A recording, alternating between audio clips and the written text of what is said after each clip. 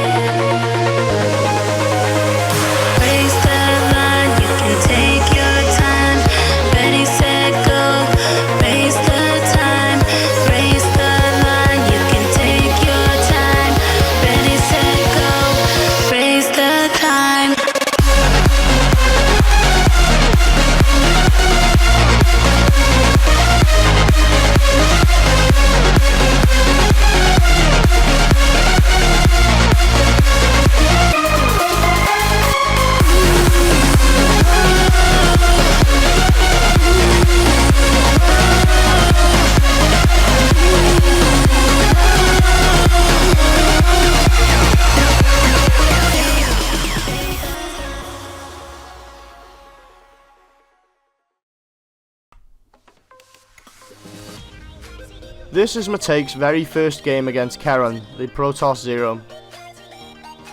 He has seen a few videos for his race, and this has inspired him to build a wall to the ramp.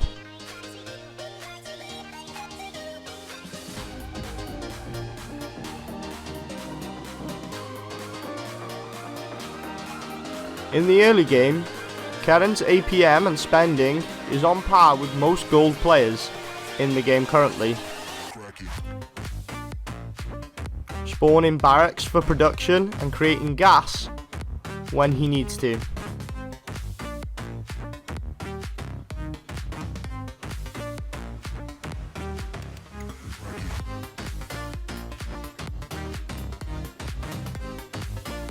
Matek's first game was very well executed. Most Zeros don't show the same aggression and confidence. Using these 2 Reapers, he is going to scout the Protoss army and also choose to do a bit of harass.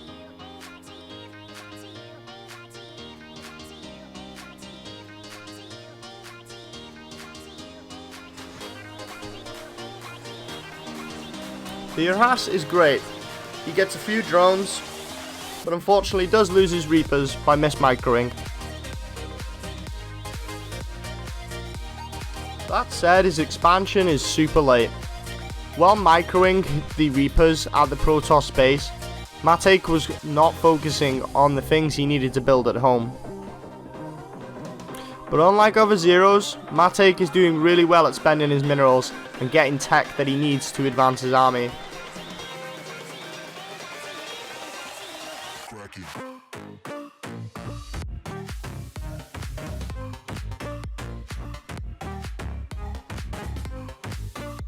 His expansion has just finished up, and his army is getting to a point where it's marginally ahead of the Protoss.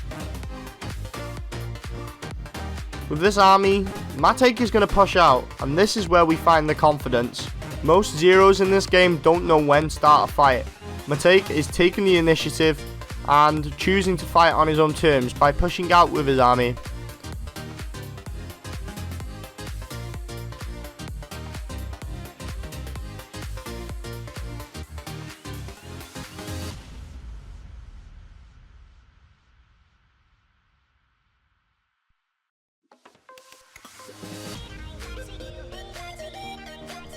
The first engage is bad, because Matejk does not know how to control his siege tanks, but he still comes out on top with quite a large army.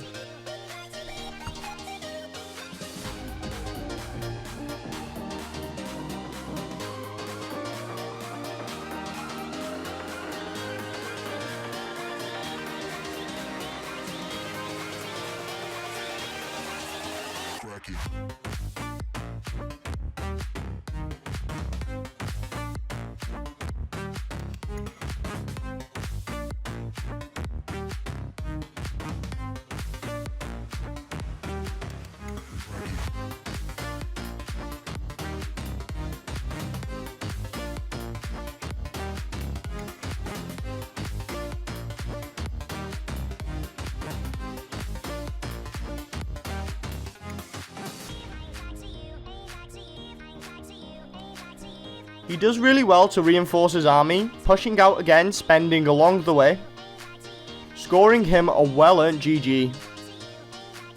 Matejk is going to be a very strong competitor in Zero to Hero. He's adapting really well.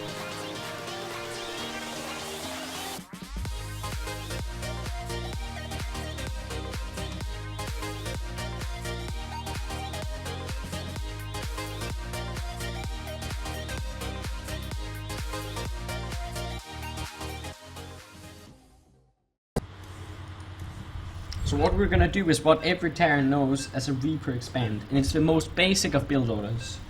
And what it basically does is it allows you to get a Reaper for scouting, an expansion, and then after that you can just add tons of fucking barracks. But the big difference is that it allows us to get up an early strong economy so we can pump out even more barracks. Makes sense, eh? Yeah.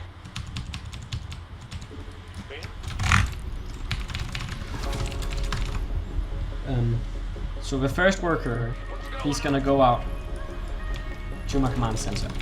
Oh no, to the place. And look, already now I'm pressing B and I'm holding in S so I can build it right when he arrives, right? I'm gonna build another worker. And notice how I haven't issued any commands to the SCV. Normally that would just let the unit stand still after he's built the building. But in the case of a gas building, he just goes into it instead. That way we only have to pull 2 workers into gas afterwards, make sense? Yeah. The SCV that's currently building Marax, he's gonna be rallied down to the natural expansion. What I mean by that is that we have the main expansion, or the main, which is in your main base. I can't ping while we pause, sadly. The natural is the second base you would normally take. It's the natural expansion, if that makes sense. Oh, okay. And So a natural is taken to the second second point. It's the second base you would take. Okay. So in this case, the natural base is the one to the left, as it's the most natural and easy base to take. The third is a bit like northwest, basically right under a ramp. Okay. Yeah. And then the fourth, there's 2 possibilities for the fourth. But basically, that's how you do it. You have first your main, natural, third, fourth, fifth, sixth, so on. Okay.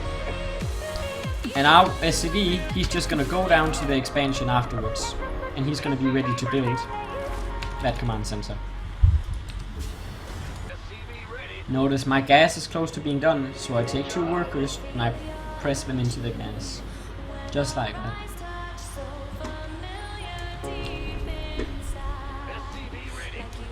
It's very nice. Nice and simple. So basically, next worker, we're not gonna build a worker, but instead build the Oversoul.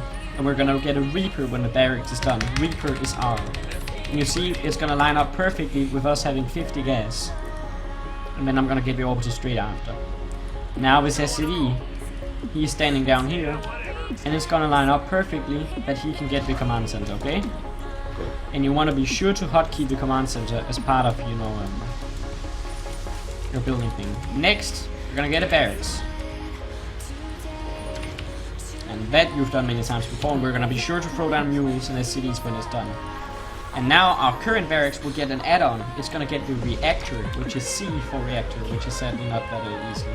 But you know, Reapers are, so it has to use another thing, so it uses C. And we're gonna build a supply depot. This is quite a lot to remember, okay?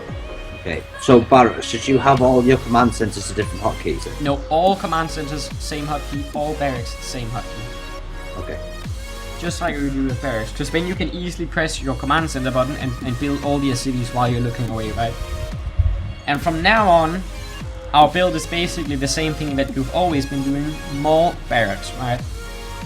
But there's the difference that you get gas too, and that gas is gonna be spent on getting add-ons for the barracks and getting upgrades from engineering base, okay? Yeah, that's within supply lock as well. Oh yeah, of course, always. Like everything we went over yesterday still applies. So now we're gonna go back in. And I'm gonna show you an example of what can be done. And this Reaper, he doesn't necessarily need to do anything. It's just part of the build. And, like, you can send him out to scout if you want to, but it's more important that you focus on your macro like we've been over. I'm just gonna build another barracks, because why the hell not? I like barracks. I don't. And notice, the second barracks will get a tech lab. X, you press the button X for tech lab. So you have X and C right beside each other, right? Okay. C, reactor. Reactor makes you able to produce 2 marines at once. Tech lab allows you to get special units and upgrades for your marines. And those upgrades are very important to get. So yeah, I never knew Tech Lab actually done that. I thought Tech Lab was just for you to produce marauders. Yeah, it also that, but the upgrades are very important. For example, there's 3 upgrades you can get. The most important one is combat shields in your case. Combat shields give all marines 10 extra health for only 100 gas and 100 minerals, right? So that's a huge bonus, right? It only costs 100, but all your marines will get 10 extra health. This makes your army so much more tough. And the second most important upgrade is Stim. And Stim is a combat drug that your marines take. When you press it, your marines all take a bit of damage, so you have to be careful about overusing it. And then they all run faster and shoot faster. So that makes your army a lot stronger than it would otherwise be. So right before an engagement, you press Stim. Now our command center is done, right? It's also gonna get an orbital command. And now we can throw down double the amount of mules, right? Makes sense, right? Yep. And we're just gonna rally the command center to the SCV line, just like we did with the first one, right? We're gonna get combat shields from the tech lab, like you see right here. Let's just get a, supply depot. Don't want to be supply blocked. Also, if you do get supply blocked, right? The command center actually, just like you can throw down mule, you can throw down an extra supply on the supply depot. So that's a way to, if you're, oh fuck, I forgot depots, then you can throw down one of those. So you build reactor first, then a tech lab. Yeah, or both reactor first, then tech lab. And now we're all of a sudden noticing, right, that we have a bit too much gas. Oh, you can see we're having gas that we can't really spend, because we're gonna get, every building from now on is gonna be a reactor. No, reactor, yeah, so we could get, so we can get more marines. And now that we have 100 gas, which we can't use for anything, we can just get an engineering bay. Engineering bays, you want to set a hotkey for. Like, it can be a very awkward hotkey. Just set like Control 7, for example. Because then you can always just press 7 once in a while and see, how far my engineering bay is. And we're actually just going to get 2 engineering bays at once, so that our upgrades are going to be lined up. Let's get another barracks too. We like our barracks. Later we're also gonna add the factory and the starport, but for now this is the most important. Upgrades for the marines. That's the next step basically. We're still doing the exact same thing we were before with just getting tons of marines, right? But this time we have add-ons and we have upgrades for marines. And look, I'm gonna get the +1 armor and the +1 damage at the same time. Oh, it says research complete. See, now all the marines have combat shields. You can see that they have a shield, right? Yeah. Yeah. So we're gonna wait till we get 100 more gas. And we're gonna get the Stim. And Stim is the second most important upgrade.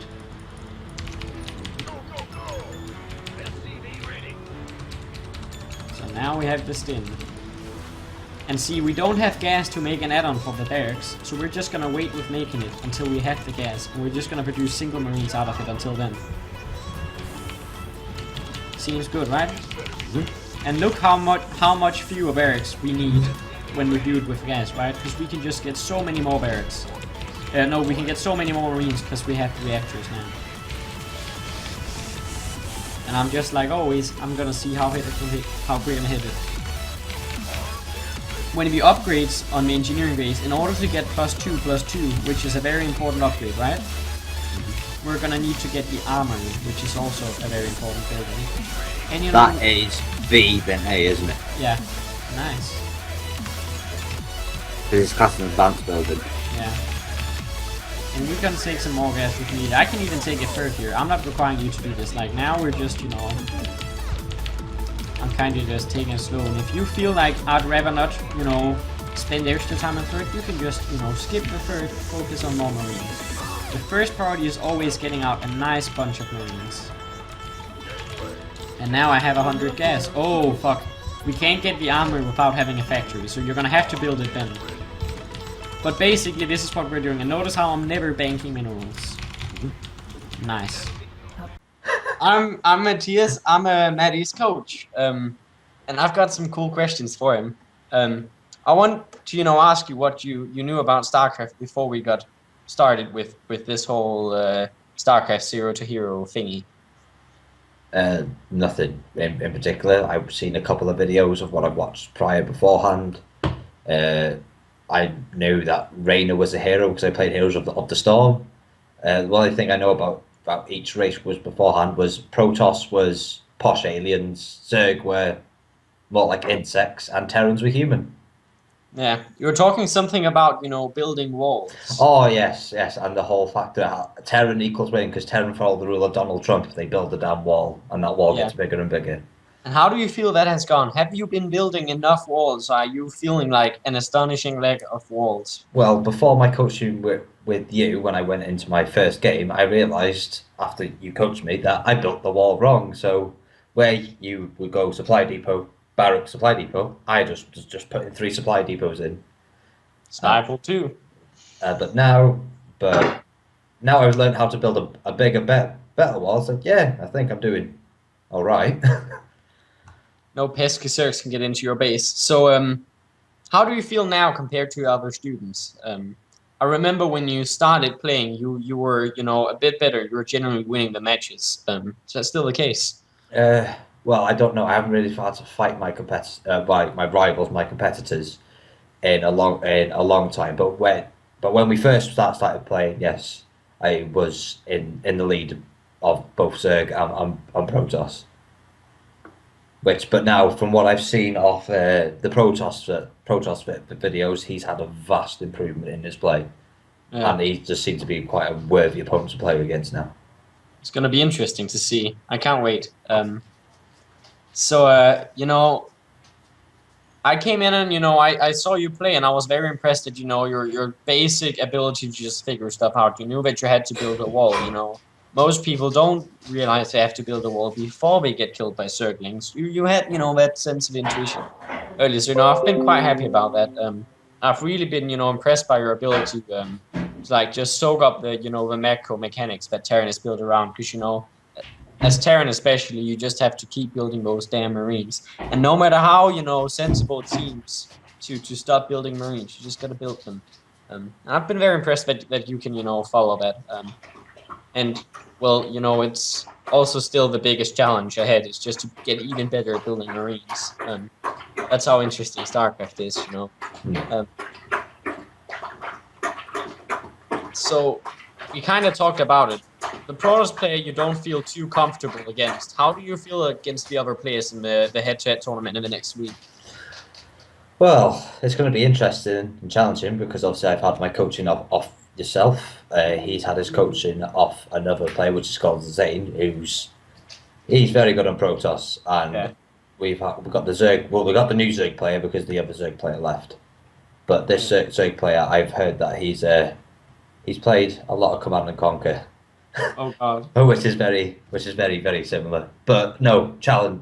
I say I bring it. Challenge accepted. Challenge accepted indeed. Bring it on, baby. So, what do you like about Terran as a race? Well, I just like for the fact that I've won the human. That's why I call myself discriminist. Discriminist to all aliens, as in like no alien immigrants are getting past my wall. But I love the fact of how a simple marine. It's like it brings like divided they break, but together they're strong. It's like, and all it takes is one button, that T button, to hit that stim and watch them all mow everything down their path. Fuck Zerglings and fuck Colossuses, they are going down. That's what really got me started on Terran 2. Like, I just love being the human race, you know, playing Circus and Airbox, they disgust me, you know, Protoss. I'm not going to be a pesky Protoss player. I chose Terran. So in the next weeks, we're basically going to working even more on your macro. I've been trying to, you know, get you to just off one base, trying to keep you producing Marines. I've been trying to make you build SCVs constantly. I've been trying to, you know, get some gas going. You know, that's actually been working out very well. And what I've noticed is that I feel like now you'll finally start to come to a point with your macro and your ability to just, you know, handle Terran, that we're going to go over some, you know, professional build orders, you know, where everything is as tight as possible. And that's basically going to be the next week's piece of work. We're just going to see if we can nail down that build order. And if we can, you're going to have an unstoppable force at 5 minutes into the game, you know. If we can get that done, then you should at least be platinum. So that's a nice play. Nice. Pro Terran. Yeah.